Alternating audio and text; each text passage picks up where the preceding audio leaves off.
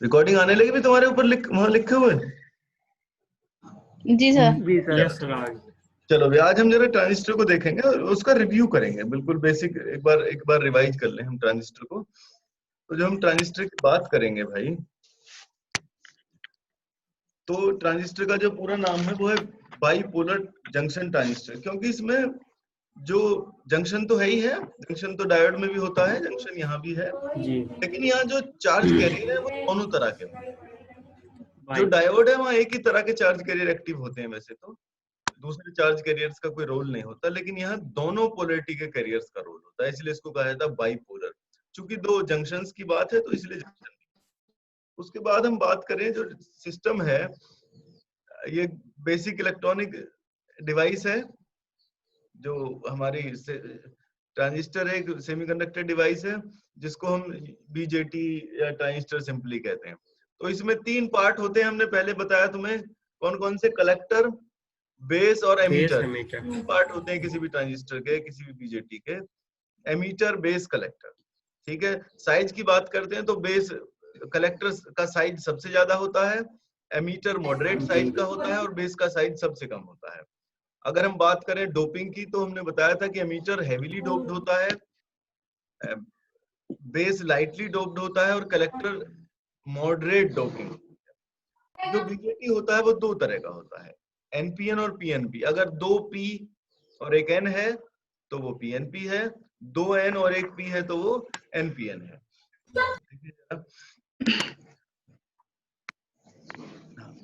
तीन लेयर होती है इसमें। जो ट्रांजिस्टर की कंस्ट्रक्शन की बात करें, 3 लेयर सेमीकंडक्टर डिवाइस है, 2n 1p लेयर। अगर इस तरह का मटेरियल है तो NPN transistor, 2p 1n type layer NPN transistor है।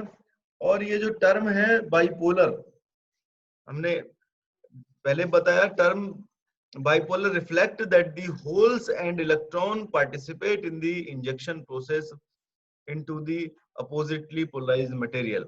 यानी कि जो पीएनपी पूरा सिस्टम है हमारा, पूरी डिवाइस है, इसमें दोनों तरह के जो कैरियर्स हैं, होल्स और इलेक्ट्रॉन, सब पार्टिसिपेट करते हैं जो करंट का फ्लो होता है।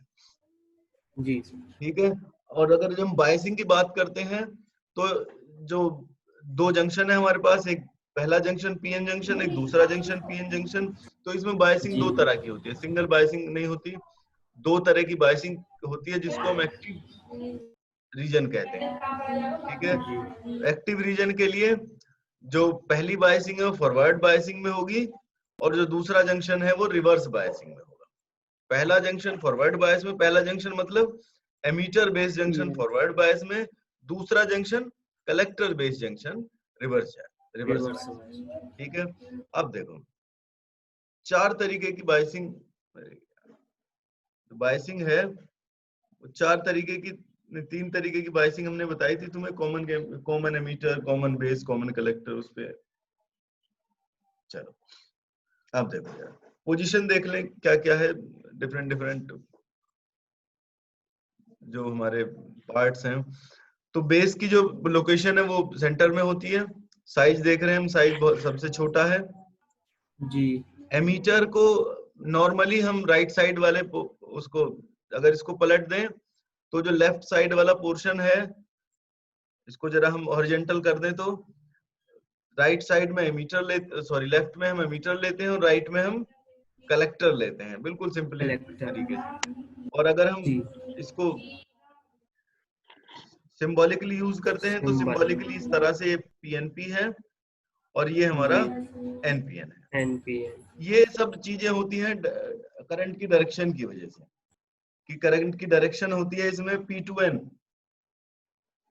भाई डायरेक्शन जो होती है करंट की वो पॉजिटिव से नेगेटिव की तरफ होती है या नेगेटिव के अपोजिट होती है, इलेक्ट्रॉन्स के अपोजिट। तो ये है P2N, एनपीएन में जाएगा वो P2N। तो कहाँ जाएगा? P2N अंदर की तरफ, बेस की तरफ जाएगा। N2P बेस से बाहर की तरफ जाएगा, बेस से बाहर की तरफ जा रहा। इससे, इस एरो से पता चलता है करंट की डायरेक्शन क्या है। करंट की डायरेक्शन इसी एरो से पता चलती है और इसी से डिफरेंशिएट करते हैं हम दोनों टाइप के ट्रांजिस्टर्स को। दोनों टाइप के ट्रांजिस्टर्स को। और अगर हम सिंपली एक देसी उसमें लर्न करें इनको, तो वो हमने बताया कि P4 पहुंचो और N4 निकलो। अगर हमें करंट के डायरेक्शन में कंफ्यूजन हो, कई बार सब लोग डायरेक्शंस को पकड़ पाए, ये सबके लिए दिक्कत, कई लोगों के लिए दिक्कत, भाई मेरे कई लोगों के लिए दिक्कत होती है। तो बिल्कुल देसी टर्म है, P से पहुंचो और N से निकलो। अब आगे चले जरा हम, जो ट्रांजिस्टर में है करंट, चूंकि तीन उसके हमारे पास पार्ट्स हैं, तो तीनों में कुछ ना कुछ करंट भी होगी। तो पार्ट के हिसाब से ही जो ट्रांजिस्टर के टर्मिनल हैं, उनके हिसाब से ही करंट का नाम दिया जाता है। जो बेस में करंट फ्लो होगी उसको बेस करंट आई भी कहेंगे, जो कलेक्टर के साथ करंट होगी वो कलेक्टर करंट आईसी होगी, और जो एमीटर के साथ करंट होगी वो होगी एमीटर करंट IIE। तो करंट की डायरेक्शन हम देख रहे हैं, करंट की डायरेक्शन ये होती है, हमें यहाँ से दिख रहा है एमीटर से अंदर जा रही है। जब एमीटर से अंदर जा रही है, एमीटर सोर्स है, तो बाकी दो टर्मिनल से बाहर निकलेगी जी भाई, एमीटर सोर्स है, तो जब एमीटर से अंदर जा रही है तो बाकी दो टर्मिनल से करंट की डायरेक्शन बाहर की तरफ। अब एनपीएन में चले जाएं, एनपीएन में एमीटर से करंट आउटवर्ड डायरेक्शन में है, तो बाकी दो में इनवर्ट डायरेक्शन। जी ठीक है, क्योंकि सोर्स ही है, तो बाकी दो तो अपोजिट होने ही होने उसके, बाकी दोनों जो करंट हैं उनकी डायरेक्शन अपोजिट होगी। तो यहीं पे अगर हम इसी उस जंक्शन पे, इस जंक्शन पे हम अगर केसीएल लगाएं, किरचॉफ करंट लॉ, तो हमें दिखता है I equals to IB plus IC। इसी टर्मिनल पे I equals to IB plus IC, इसी जंक्शन पे अगर हम केसीएल लगाएं, तो हमें यहीं से रिलेशन मिल जाता है कि I equals to IB plus IC। और जो करंट की डायरेक्शन है एनपीएन में E2B, और सॉरी पीएनपी में E2B और एनपीएन में B2E। सिंपल सी, यहीं पे थोड़ा सा ध्यान देने वाली बात है। हाँ, हम यहाँ भी देख सकते हैं कि जो ट्रांजिस्टर हैं वो दो डायोड मिला के बनाए गए हैं भाई। अगर इमेजिनेशन करें, वैसे ये चीजें रियलिटी नहीं है, लेकिन इमेजिनरी अगर उससे देखें तो ट्रांजिस्टर इस तरह से होगा, ये P है, ये P है, ये N है बीच में, तो NPN हो गया। ठीक है, अगर दो डायोड को इस तरह यूज करें तो वो काम नहीं करेगा, ये केवल इमेजिनेशन है। दो डायोड इस तरह जोड़ने से ट्रांजिस्टर नहीं बन पाएगा। ठीक है भाई। यस अब और अगर हम उसकी दूसरे वाले की बात करें, ये तो पीएनपी हो गया, एनपीएन की बात करें तो ऐसे जोड़ लेंगे। तो डायोड से ये एक इमेजिनेशन है, सिंपल सी इमेजिनेशन के अलावा ये कुछ नहीं है। अब ऑपरेशन की बात करें, तो ऑपरेशन जो नॉर्मली होता है वो यही है कि पहला जंक्शन फॉरवर्ड में, दूसरा जंक्शन रिवर्स में, दोनों अलग अलग दिखा रखे हैं। ये जो फोटो है, ये फोटो उसके हैं बोलिस्टीड के, ये जो सर्किट डायग्राम है ये बोलिस्टीड के हैं भाई, वीके मेहता से भी हो सकता है एक दो। ठीक है, ये बोलिस्टीड से लिए गए हैं। तो ऑपरेशन की बात करें, तो ऑपरेशन में जो होता है, जैसा रोल इलेक्ट्रॉन प्ले करता है ऐसा ही रोल तुम्हारा होल्स प्ले करता है। बस ये है कि एक गिनती में ज्यादा है, एक गिनती में कम है, ऐसा नहीं है कि रोल प्ले नहीं करता। एनपीएन में इलेक्ट्रॉन्स मेजॉरिटी कैरियर में है, होल्स माइनॉरिटी कैरियर में है। उसमें ये नहीं कि वो रोल प्ले नहीं कर रहे, रोल प्ले कर रहे हैं। पीएनपी में होल्स मेजॉरिटी कैरियर में है, इलेक्ट्रॉन माइनॉरिटी कैरियर में है, उनका भी अपना रोल है। तो पहला जंक्शन देखें हम, पहला जंक्शन फॉरवर्ड बायस में है, पहले डायोड को देखें और दूसरे डायोड को देखें, दो डायोड में डिवाइड कर लें, तो पहला जंक्शन फॉरवर्ड में है, ये पीएनपी है। एमीटर को जोड़ा हमने प्लस से और बेस को जोड़ा माइनस से। ठीक है, आउटपुट अगर ये ओपन रखा हुआ है फिलहाल। दूसरे अब रिवर्स जंक्शन पे आ जाएं, तो हम देख रहे हैं कि यहाँ पे डिप्लेशन लेयर कुछ होगी नहीं भाई, फॉरवर्ड में डिप्लेशन लेयर कुछ होती नहीं, रिवर्स में डिप्लेशन लेयर जनरेट हो जाती है। रिवर्स बायसिंग में डिप्लेशन लेयर की वैल्यू बढ़ती जाती है, जो विड्थ है उसकी वो इंक्रीज होती जाएगी। तो अब हम जरा इसको आगे देखें, अब हमने दोनों चीजें कंबाइन, दोनों बायसिंग कंबाइन कर दी, तो हम देख रहे हैं कि जो डायरेक्शन है ये मेजॉरिटी करंट की डायरेक्शन है। इसी में से कुछ पोर्शन किस तरफ चला जाएगा, बेस की तरफ, बेस बेस बेस की तरफ। इसी में से एक पोर्शन किधर चला जाएगा, इस तरफ। तो ये जो करंट है ये माइनॉरिटी कैरियर की, ये जो करंट है ये सब, ये पीएनपी ट्रांजिस्टर है, तो ये सब होल्स की जी करंट है, मेजॉरिटी कैरियर की करंट है, ठीक है। और ये यहाँ पे जो ये करंट है ये माइनॉरिटी कैरियर की करंट, ये माइनॉरिटी कैरियर की वजह से जैसे ही हम लगाते हैं तो पोटेंशियल जैसे ही लगाओगे तुम उस पे, तो क्या होगा, majority carrier will diffuse across the forward bias junction into n type material, p से एन में जाने लेंगे बेस में।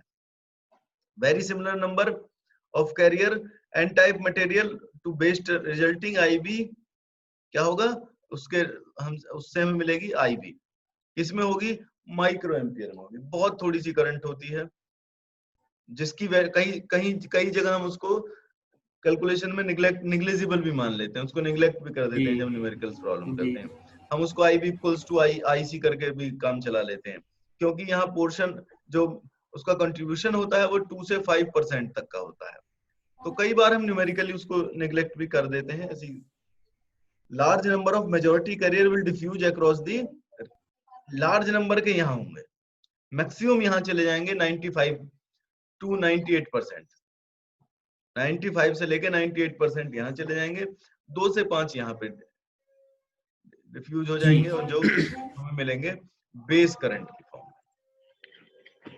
जो हमें कैसे मिलेंगे भी, वो हमें मिलेंगे बेस करंट की फॉर्म में। Majority carrier can across the reverse bias junction because the injected majority carrier will appear as minority carrier in the p type material। KCL लगाया हमने वहां पे तो हमें रिलेशन मिल गया I equals to IC plus IB। अब देखो leakage की हमने पहले बात नहीं की, बाद में बात की, तो अगर हम टोटल करंट की बात करते हैं इस IC की, ये जो आउटपुट करंट है इसमें दोनों पोर्शन होते हैं, इसमें दोनों पोर्शन होते हैं, मेजॉरिटी भी प्लस माइनॉरिटी, माइनॉरिटी, क्योंकि माइनॉरिटी कैरियर नेग्लेक्ट थोड़े किए गए भाई, हमने बेस करंट को नेग्लेजिबल कहा लेकिन नेग्लेक्ट नहीं किया, तो दोनों तरीके की चीज है, मेजॉरिटी में भी है और माइनॉरिटी में भी है। तो ये जो करंट होती है ये दोनों तरीके, जो मेजॉरिटी की करंट होती है वो मेन करंट होती है, जो माइनॉरिटी करंट होती है उसको लीकेज करंट कहते हैं, जो रिवर्स में चलती है, जिससे लॉस होता है, जो एफिशिएंसी की बात करें हम, जो गेन्स मिल रहे हैं उस वो लॉस होता है, इनस्टेबिलिटी बढ़ती है, तो हम कोशिश करते हैं कि उसको कम रखा जाए, फिर हम बायसिंग यूज करते हैं उसको स्टेबल करने के लिए। बहुत लंबे समय तक जब ये लीकेज चलता रहता है तो हमें पता है कि अगर हम हमने पानी का नल चालू किया है और हमारा जो टैंक है वाटर टैंक उसमें कहीं लीकेज है, तो अगर वो बहुत टाइम तक रहा तो क्या होगा भाई, खाली हो जाएगा वो, अरे वो खाली होगा कि नहीं होगा टॉमी साहब। तो उसी तरह से लीकेज करंट जो है अगर लंबे समय तक चलेगी तो ये जो डिवाइस है उसको डिस्टर्ब कर देगी, इसलिए इस लीकेज को थोड़ा सा बाइसिंग के थ्रू स्टेबल किया जाता है कि ये बहुत ना बढ़ने पाए।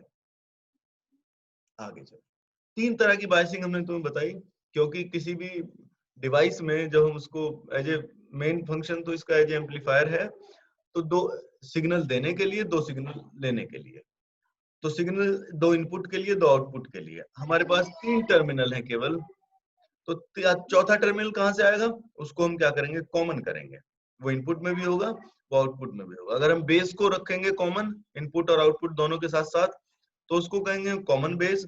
अगर एमीटर के साथ ऐसा ही करते हैं तो वो कॉमन एमीटर, कलेक्टर के साथ करते हैं कॉमन कलेक्टर। कॉमन कलेक्टर तो बहुत कम यूज किया जाता है, कॉमन बेस कुछ यूज कर लेते हैं, मैक्सिमम एम्पलीफायर में हम कॉमन एमीटर यूज करते हैं, ठीक है। तो हम देख रहे हैं base is common both input and output configuration, base is usually terminal closest or at ground potential, या तो क्लोज ग्राउंड के आसपास होगा या ग्राउंड होगा, ग्राउंड मतलब अगर देखें तो 0 वोल्टेज 0 होगा, डिफरेंस 0 चला जाएगा। जो all the current direction will refer to conventional flow and arrow in the all electronic symbol have a direction defined by the convention, जैसे होते हैं वो सब ऐसे ही रहेंगे। Note that applied biasing voltage source, register, capacitor, जो भी कुछ सब सारे कॉम्बिनेशन को बायसिंग कहते हैं। अभी हम यहाँ उस बायसिंग पे नहीं जाएंगे, हम सिंपल कॉन्फ़िगरेशन की बात करेंगे। ये है हमारा पीएनपी और एनपीएन का कॉन्फ़िगरेशन। बस ये चीज ध्यान रखनी है, पहला जंक्शन फॉरवर्ड में, दूसरा जंक्शन रिवर्स में। अगर इसे गलत करोगे तो गड़बड़ हो जाएगी, फिर चीजें बहुत सारी डिस्टर्ब करेंगे। पहला जंक्शन फॉरवर्ड में, दूसरा जंक्शन रिवर्स में, और जो बेस है उसको ग्राउंड कर दिया गया। पहला जंक्शन फॉरवर्ड में, दूसरा जंक्शन रिवर्स में, बेस को ग्राउंड कर दिया गया। यहाँ किया नहीं गया, इसको अपने यहाँ जरूरत है करने की, इसको ग्राउंड कर देते हैं। इस तरह से कंफ्यूजन क्रिएट करेगा। वैसे तो इसको रोटेट कर लो 90 डिग्री रिवर्स में, इसको 90 डिग्री रोटेट किया तो ये वो सर्किट होगा जो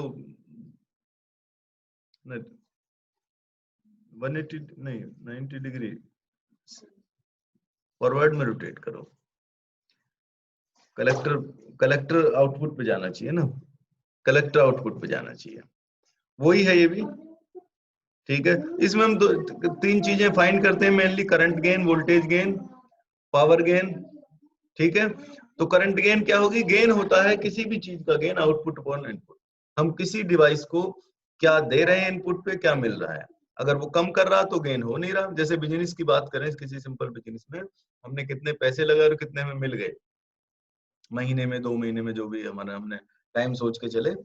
ठीक है, तो अगर वो कुछ प्लस करके दे रहा तो बिजनेस फायदे का है, और अगर उसने घटा के दे दिए तो बिजनेस कैसा है भाई? घाटे का। जी सर। हाँ, तो घाटे का तो कोई काम करना नहीं है, क्यों? या घाटे का काम ठीक रहेगा? चलो, तो अगर हम कॉन्फ़िगरेशन की उसमें कैरेक्टरिस्टिक देखते हैं, तो कैरेक्टरिस्टिक दो तरह की मिलेगी। एक इनपुट के साथ, आई और आईबी के साथ, जब आईसी को कांस्टेंट रखेंगे। दूसरा वीसी और इसके साथ, जब वी को कांस्टेंट रखेंगे। ये इनपुट कैरेक्टरिस्टिक है। इनपुट कैरेक्टरिस्टिक किसमें है? वीबी और आई में। सेम लगभग उस तरह से है जैसे डायोड की होती है। इनपुट कैरेक्टरिस्टिक उसी तरह से है जैसे डायोड की कैरेक्टरिस्टिक होती है, सिंपल उसी तरह से। वही कंडीशन है, वही यहाँ पे बिल्कुल सेम डायोड जैसी है। आउटपुट अलग है, आउटपुट अलग है। आउटपुट में हम आउटपुट वोल्टेज, आउटपुट करंट रखेंगे, जब इनपुट करंट को कांस्टेंट रखेंगे। ये इसमें 3 रीजन में इसको डिवाइड कर लेते हैं। ये वाला रीजन एक्टिव रीजन होता है, इसी पे हमें काम करना है। इधर का रीजन इसको सैचुरेशन रीजन कहते हैं, और नीचे का जो रीजन आता है इसको कट ऑफ रीजन कहते हैं। ये जो नीचे का पोर्शन होता है, इसके जो वीसी के आसपास का जो पोर्शन है, ठीक है, एक्स एक्सिस के आसपास में जो जाएगा वो कट ऑफ रीजन होता है। हमें जो वर्क कराना है वो केवल एक्टिव रीजन में काम कराना है। हमारा जो ट्रांजिस्टर वर्क करेगा वो केवल एक्टिव रीजन में काम करेगा भाई, बाकी हम उसमें काम नहीं कराएंगे। तीनों रीजन की अगर हम कंपैरिजन करें तो आई इंक्रीज इस पे, जब आईसी बढ़ेगा तो आई बढ़ेगा। B forward function, forward bias में है, और सी भी रिवर्स में है, और आईसी आई के लगभग एक जैसी ही, कोई अगर उसको निग्लेक्ट किया जा सकता है उस एक्टिव रीजन में। It is not depend on VCB, VC पे डिपेंड नहीं करता। Suitable region for the transistor working as amplifier. लेकिन यहाँ जो गेन होता है वो 1 से कम आता है, तो इसलिए एम्पलीफायर अच्छा एम्पलीफायर नहीं है। B and C B forward bias, small change in VCB in different to IC, allocation for this region is to the left. क्योंकि ये तीनों रीजन इसलिए आते हैं कि जैसे जो हमारा पहला जंक्शन है वो एक तरह के कैरियर्स के लिए तो फॉरवर्ड है, लेकिन दूसरे कैरियर के लिए तो फॉरवर्ड थोड़ी है। दूसरे कैरियर के लिए तो रिवर्स बायस की तरह काम करेगा। ऐसे दूसरे जंक्शन में चले जाएं हम, वहां एक रीजन एक कैरियर्स के लिए वो फॉरवर्ड है, दूसरे कैरियर रिवर्स है, इसलिए 3 रीजन यहाँ पे बन जाते हैं। लेकिन हम लोग जो मेनली वर्क कर रहे हैं वो एक्टिव रीजन में काम करते हैं, यही ज्यादा इफेक्टिव है, यही ज्यादा इफेक्टिव है। इन रीजन्स में हम बहुत वर्क करते नहीं ना, तो ये इफेक्टिव भी उतने नहीं है। ठीक है, हम काम ज्यादा करते नहीं इनमें। ठीक है भाई, चलो।